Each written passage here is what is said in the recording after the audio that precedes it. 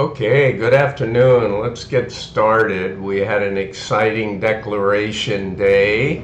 Payouts were all announced. I'm going to do a quick separate video on what all the distributions were, how much is that relayed on an annualized basis and everything else. So all you Yieldmax fans that are in funds beyond CONY and MSTY can see that. Okay. So let's take CONY first. Let's talk about the underlying activity on 4/3. I'm late in getting this video out. In a few hours I'll be doing the 4/4 Thursday update. Okay, so on 4/3, on declaration in the morning, more people piled into these funds, as usually can be expected when you announce a good payout. This is all going to change come May 28th, the declaration date. You will have to have bought the day before a declaration. Now you get to see what they're going to pay and you buy. So that'll be an interesting dynamic coming up for those of you that aren't aware of it. So we got one more month in May when they do a declaration that you can buy that day, and then it looks like going forward you'll have to buy the day before that. We're moving to T+1. Okay, so on 4/3, coin closed up 2.33%, and CONY closed up 2.31.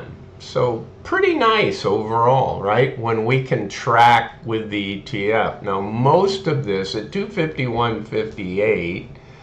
By the way, there were no trades in the account. MSTY had some activity, CONY did not.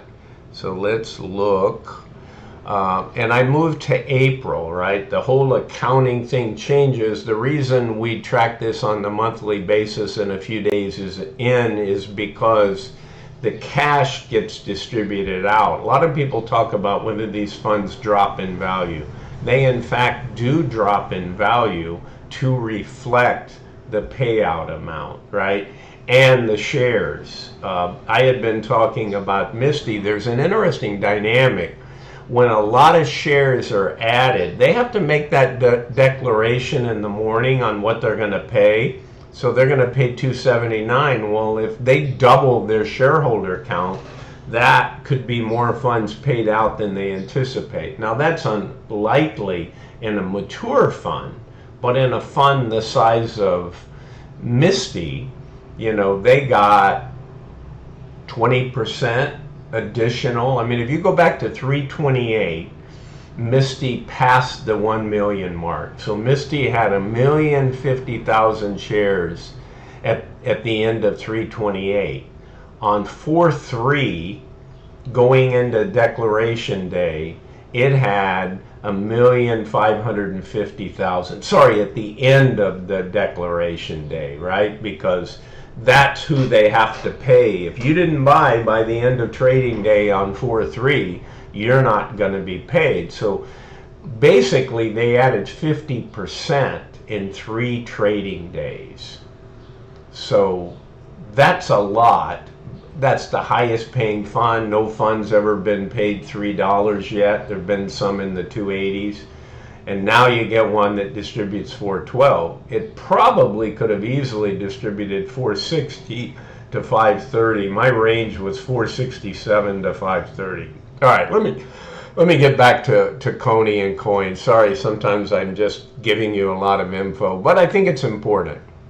All right, so no trades took place. Again, I tracked the cash, but the 33 million change, they had to put the funds where they could pay, right? They're going to be paying on April 8th, like all the single stock funds. I think there's 21, 19, I forget the count, that have that date. The YMAX, the YMAG, the ULTI all have a different, actually have a different amount that the fund managers collect, slightly higher, and also pay a different dividend date.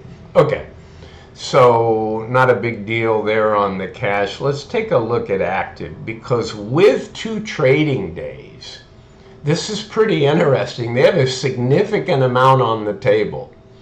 What does that really mean? So these are our weeklies. They're not our synthetics. I'll talk about those in a minute. So we have 15,875 contracts.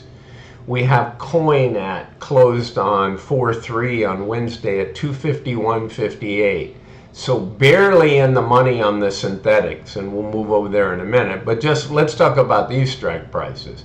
So as we got pullbacks in crypto-oriented accounts like CONY and MSTY, we saw them go below their synthetics. Insignificant in MicroStrategy and in MSTY, less so here.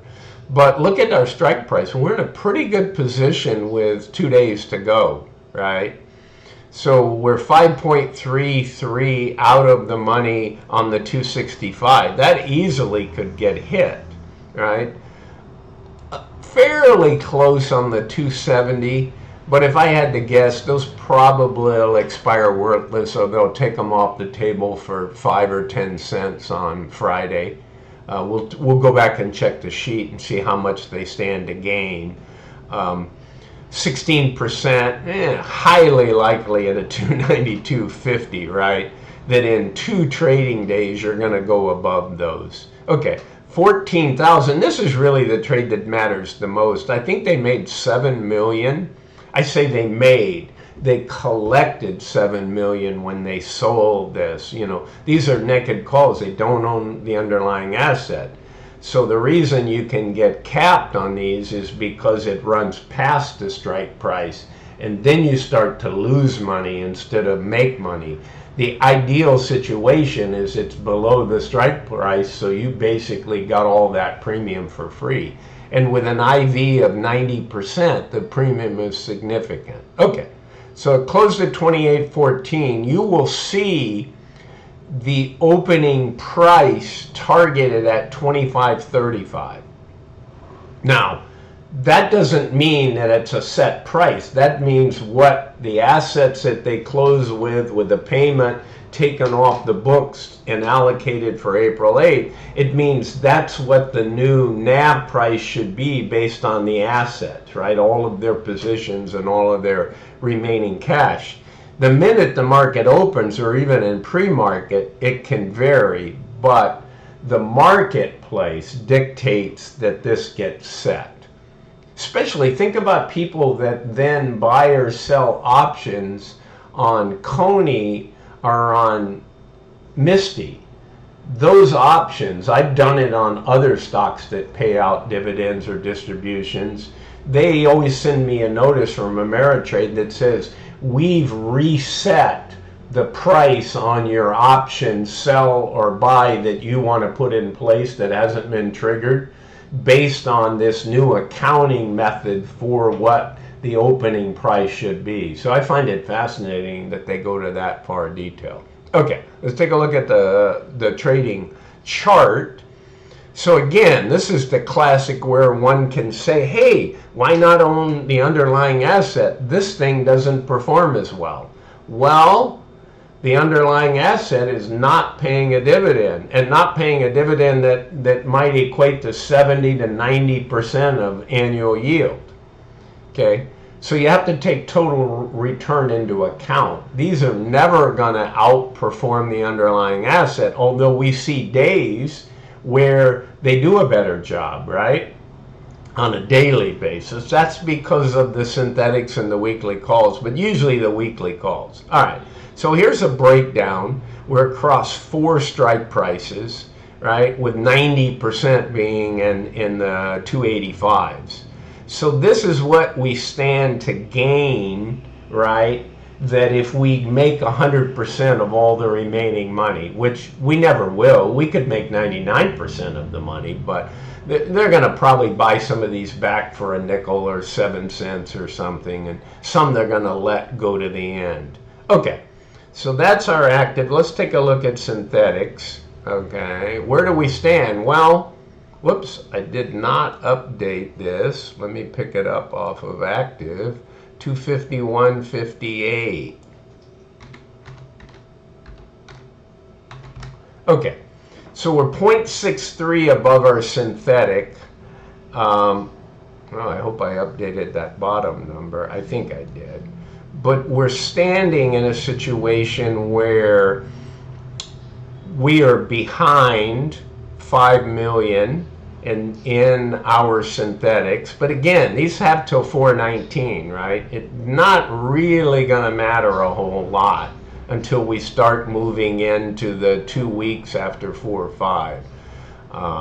These are going to bounce around. So we're outstanding with 15,875, and that matches our active count, which they do a lot with putting the weeklies on. And you'll notice that whenever they put a position on, if they do a buy call open and a sell short put that creates a synthetic, they'll go out and pick some weekly target, and they've done a really nice job of varying these strike prices, right? The 285, 292, 270, and 265. So kudos to the fund managers for having the wherewithal to do that. I hate it when they all get put in, one strike price, because one thing you can say about these crypto-oriented funds is they're volatile, and they'll remain volatile, especially moving toward the halving. Okay, so we talked about our March tab.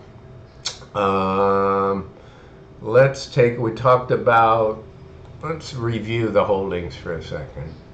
So this is what we want to see, right? We want to see our calls on the synthetics, 15,875, we want to see them have more value because we buy the call. This is an unlimited gain. I've mentioned this several times. So as that call runs and moves up, you make money. The put is a fixed win or lose situation. Well, I shouldn't say on the lose. This one is, it can go to no value at all if we stay under the synthetic, right, at the close, plus whatever premium we paid above.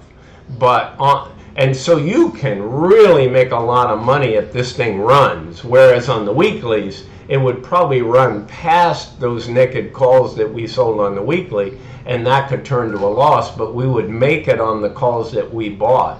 On the puts, all we really want is for it to be above the strike price, right? We want it to be above the 250, and then we collect all that premium, right? If it were to drop to 230, we've got to buy it back for a minimum of $20, 230 from 250 if there's no time left. So that's just reminding the new subscribers how these things work. What are the underlying components of the strategies that these fund managers put in place?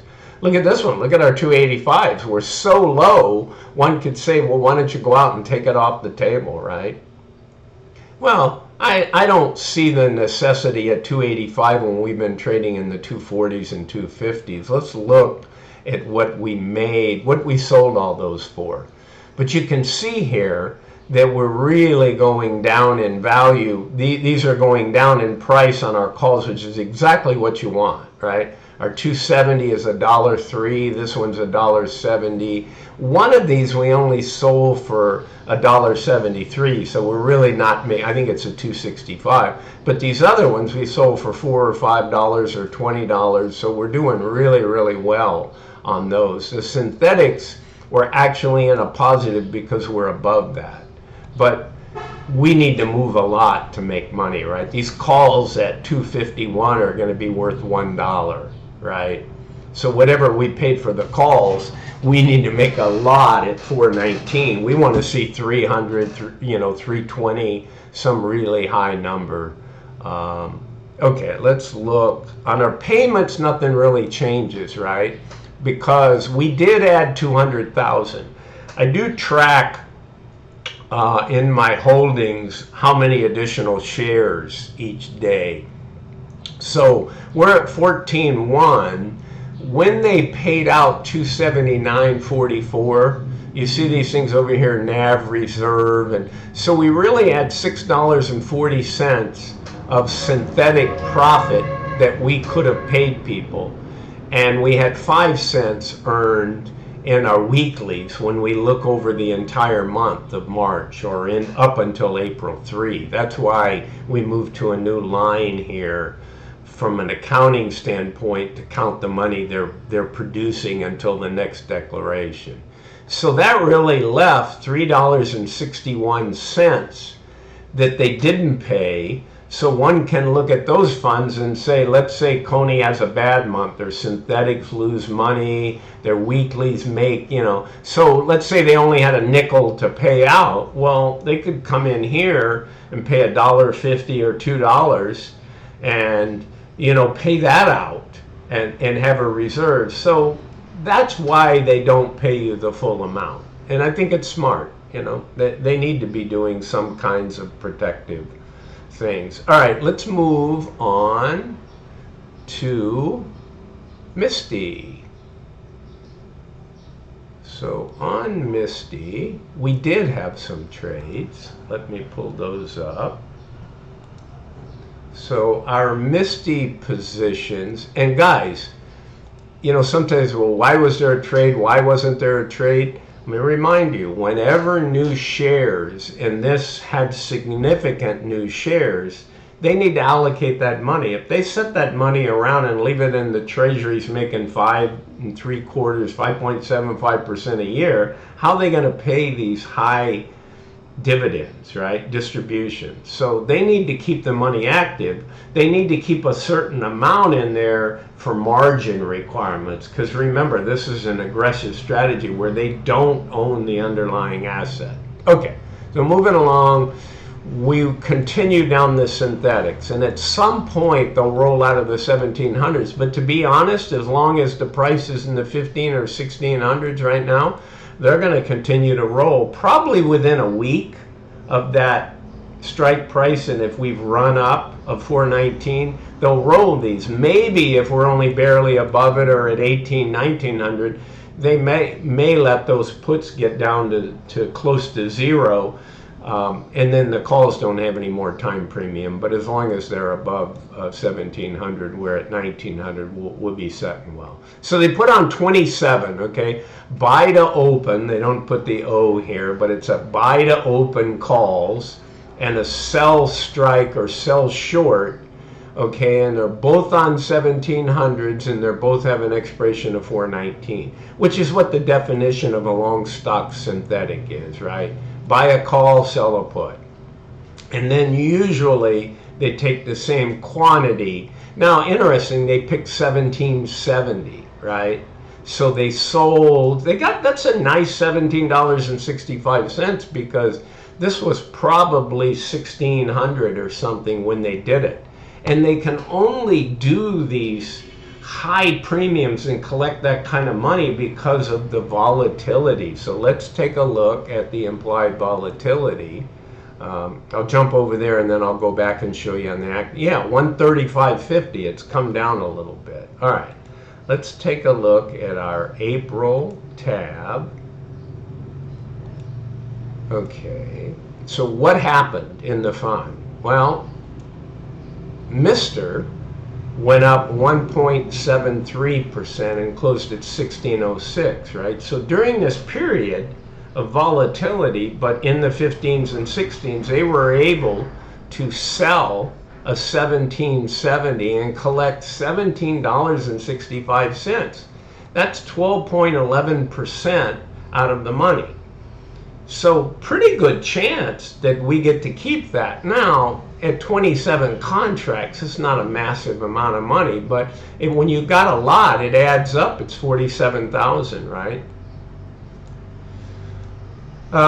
So they also, whoops, I was talking about a previous one, right? So the one that they just put on is the 1850, the 1830, and the break even is 1850. How that's calculated, I just add in how much they received, right? So the underlying could go to 1849 and they make $1, right? That's not something they want, but 13.94%. This was put on the previous day, but it looks pretty good. So there were 3 days left This was put on yesterday with essentially two days left.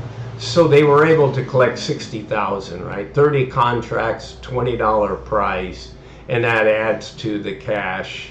And they managed, usually they show this as a negative, but I guess there was enough cash even with sticking the payment for the distribution. By the way, I hope you guys were pretty excited with the 412.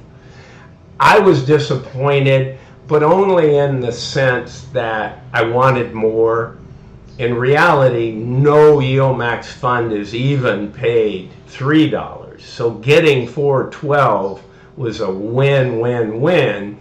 But the reality, and I'll show you at the end on the holdings and the payments, they had a lot of extra cash. But as I said, they gained 50% in 3 trading days. And they had to declare on the morning of the 3rd day, and that's when another 225,000 people bought into the fund. And one could say, well, why are they getting a distribution? You know, they weren't a shareholder. Well, technically the NAV drops 412, right, at open. And it does, but traders trade it, right? It then becomes the direction of the underlying, and that in turn gets driven by BTC. And so there's a whole bunch of factors. It gets set there because the cash was paid out, therefore the asset's gone. So when they divide total assets by total shareholders, that drops the price. Okay, so we know about that. Synthetics, let's take a look at that position, right? So they got more money, they collected more money. They put on 30 additional contracts for the synthetics, okay? So they got $182 for selling a 1700. So think about that. They were doing that when this is in the 1600s. We don't know time of day. We're lucky just to get intraday reporting sometimes, but you can do guesstimates. I'm watching those things in the day, so I have a good feel for which time of day they put them on. The count's too small to really stick out, but roughly I can tell when they put it on later by how much they got. So they got $182 for buying these calls. Okay, they didn't collect that, they paid that, but they collected $588. So who really cares about 42,000? But again, a bunch of little 42s can give you millions at the end of the month. But that's because it's 30 contracts. So now outstanding is 340 contracts. Okay, so this needs to get, well, actually, the 60,000 of this above the old number, and I'll show you it gets allocated to what they have. So they collected 60,000 on their weeklies. These they don't move into the columns because they haven't yet closed, but on the weeklies, if they sell a naked call, that counts as collecting the cash. It isn't settled completely until they buy it back, but on the books they've collected that money. All right, so right now if they had to close out this synthetic, they would lose $3.107 million, right? So $3,107,600. Why? Because Mr. is trading at 1606 and all these were put on at 1700. So the purpose of these synthetics is a bullish bet. They're betting that this thing is going to be well above 1700. Their put will expire worthless. Right now, they would have to buy that put back just on these numbers at $93.89. Well, they're showing it much higher because it's got time premium, right? So once it becomes 1700 or 1701, this goes to zero, right? So they don't have that obligation. Right now, it's $8 million they'd have to buy to close it out, but they've collected $5 million. Hence, there's where the number $3 million to close out comes from. Thought I'd educate you guys. Okay, so I think I talked on March on what they did here. So we talked about that. I talked about this trade, right? So They put on an 18, oh, I didn't update what the price was that they sold that for. I think on that sheet it was $21. 1765. Oh, and that's showing 1770. My mistake. Okay. So this is, oh, I must have flip-flopped these. This was probably in 1830 and I wrote over it. Let me just make this 1770 for right now. Yeah, that's where that goes. I must have wiped out what the other number was. Okay, I see what I did.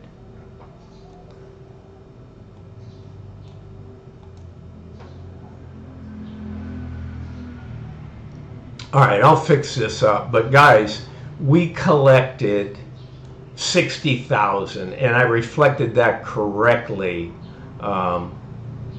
We collected that.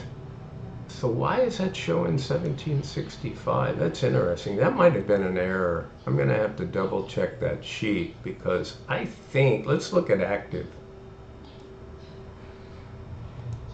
Yeah, active is showing 8. No, there's still 7, but 1770 was the 27. Let me check that. Sorry, guys. When you change a month like, okay, so the 27 values were the two synthetics, and then the cell short, the 17.7. But sometimes they make errors in these sheets.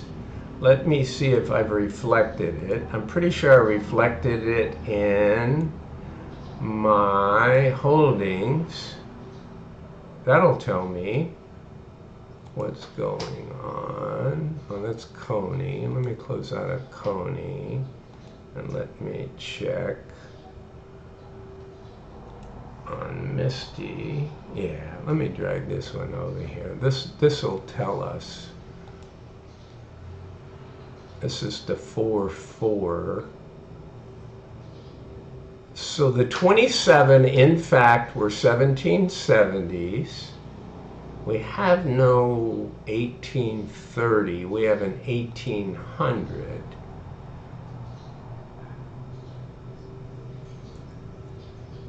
And those had moved down to 16,825, but we had sold them at 17 and something. The new 30s, here we go. So the new 30 is where we got the 60,000, and that value is down to 925. Oh, that's a 7.2. I think I pulled up the wrong one. Well, I'm mixing days because I'm reporting. Okay, so we're still looking good. MSTY's doing really well. We want to get past that synthetic going forward. Let me see. I did update the payments to where we collected 60,000 on a weekly where we sold it. Look at this count. Remember I brought this up to you guys? All right, I can go over here and clear these out because it's not relevant. So we're now at 1,550,000, up 225,000. Okay, so here we've got a significant amount as well, right? We only paid, we got a 6 million carry credit forward. So they paid 413. They could have paid an additional 461 if they wanted to zero out the reserve. So that 461 is setting out there like CONY, a different amount, but where it can get reutilized, right? So that's money that if MSTY has a horrible month and, you know, maybe they earn 20 cents in weeklies and they lose a little on their synthetic, so they don't have any cash to pay, they could still pay 150 or 2 if they wanted out of the 461 that they retained. Okay, I think their bylaws say they have to pay out the majority of the money earned in their fiscal year. Okay, but we got a ways to go for that. All right, so I think that lets you know what I really like about where they are is these are very high. Look at the 195. So that's the bulk of their contracts. They're up at strike price of 1985. We're setting at 1606. You know, with 2 days to go, and I'll do the update where we only have 1 day to go, and we're still looking good. I'll give you a little teaser, but I've got to get that video put out. Look at this, 32% out of the money, 46% out of the money. It's only 22 contract, but cha-ching, you can ring the cash register on that one. The only one that's got any, I don't even call it danger, but possibility, is this latest 27 contracts at 1770 strike, right? So these all expire this week. So what does that give us, right? So that gives us $9.24 if all of our money is 100% paid and we fall below every single strike, right? But the one that really counts when you got 570 and 126, right? What's your 22? So the 195s are all the way up at 1985, almost no chance. And the $1.26 is setting at those that are 23.50. There's really no chance that those go off. All right. So hopefully that helps. Catch you up. You'll see another video from me in a few hours, if not early before trading on Friday. For Thursday update, again, this is not financial advice. I'm not a professional financial counselor or giving professional financial advice. Give me comments. Tell your friends, like, subscribe. See you later. Good evening.